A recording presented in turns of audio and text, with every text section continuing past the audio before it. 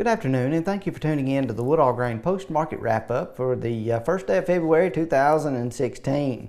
March corn finished the day down just a half cent today, settling at $3.72 1/4. We were down around 3 cents most of the day today, and looked like we were going to have some pressure downward. But printing that inside bar today, if we can continue to rally tonight as we did the last hour going into the close, then we'll be looking for a close above 373, 375 tomorrow, if we've got any chance of hitting our upward target of 389 to 391.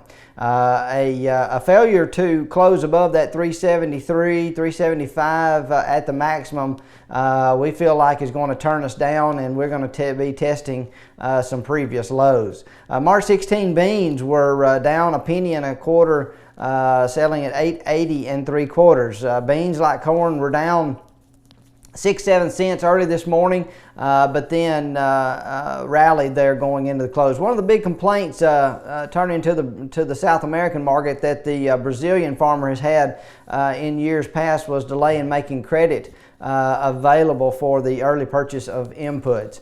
The government heard their complaints, and this year they have tried to address that issue. The Brazilian government, in conjunction with the Bank of Brazil, recently announced that up to 10 billion in Brazilian real worth of credit would be made available for farmers as soon as this month. This is in sharp contrast to the to last year, when the credit wasn't available until about June. Additionally, with the recent strength in the U.S. dollar, Brazilian producers are receiving almost record prices for their soybeans. When put into real terms, beans were a bit choppy today. They were down overnight, then rallied at the open, only to drop in the middle of the day, and like I said, rallied going into the close of regular session.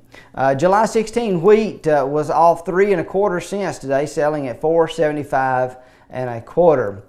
Wheat futures were down to sideways for most of the day until a final hour rally, just like beans and corn, that recouped much of what would have been a decent sized loss for today.